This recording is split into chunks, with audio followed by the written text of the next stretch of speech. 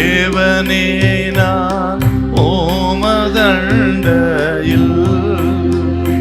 இன்னும் நெருங்கி சேர்வதே என் ஆவல் பூமியில். சங்கீதம் 23:5. என் சத்துருக்களுக்கு முன்பாக நீர் எனக்கு ஒரு பந்தியை ஆயத்தப்படுத்தி என் தலையை எண்ணெயால் அபிஷேகம் பண்ணுகிறீர். என் பாத்திரம் நிரம்பி வழிகிறது. சத்துருக்களுக்கு முன்பாக ஒரு பந்தி ஆயத்தப்படுத்துகிறவர் அப்படின்னா, நம்மை சத்துருவின் கைக்கு ஒப்பு கொடுக்காமல், சத்துருவின் கைக்கு தப்புவித்து, சத்துருக்களுக்கு முன்பாகவே நம் தலையை உயர்த்துகிறவர். அப்படிப்பட்ட நல்ல ஆண்டவர் என்னோடு இருக்கும் பொழுது நான் பயப்பட மாட்டேன். இது மேய்ப்பனுக்குரிய சங்கீதம். நாம் நல்ல ஆடுகளாக இருக்கணும். அவரை பின்தொடர்கிற ஆடுகளாய், நம்புகிற ஆடுகளாய், பேர் சொல்லி அழைக்கும் போது சத்தத்தை கேட்கிற ஆடுகளாய், அப்படி நல்ல ஆடுகளாக இருக்கும். நமக்கு நல்ல மேய்ப்பன் வேணும்.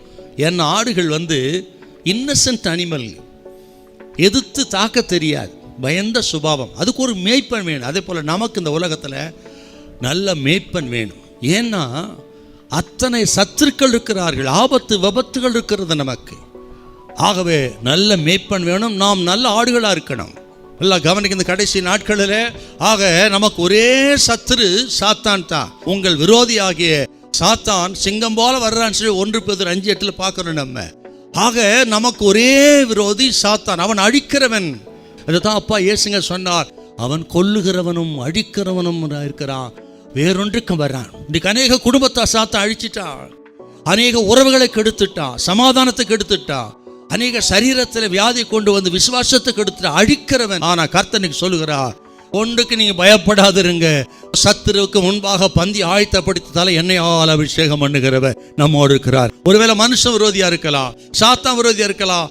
பலவிதமான சத்துருக்கள் உங்களை அழிக்க முற்பட்டிருக்கலாம். இன்றைக்கு உங்களுக்காகவே கர்த்தர் சொல்லுகிறார், அந்த சத்துருவுக்கு முன்பாக உன் தலையை உயர்த்துவார், உன்னை அபிஷேகம் பண்ணுவார், உன்னை மேன்மைப்படுத்துவார். நீங்கள் வெட்கப்பட்டு போக மாட்டீங்க, அவர்கள் வெட்கப்பட்டு போவார்கள். இந்த மாதத்தில் கர்த்தர் சொல்றார், நீங்கள் வெட்கப்பட்டு போவதில்லை, என் ஜனம் ஒருபோது வெட்கப்பட்டு போவதில்லை. ஏன்னா எங்களோடு கூட அவர் இருக்கிறார். சத்துருவை மேற்கொள்ள பலனை கொடுக்கிறவர் இயேசு.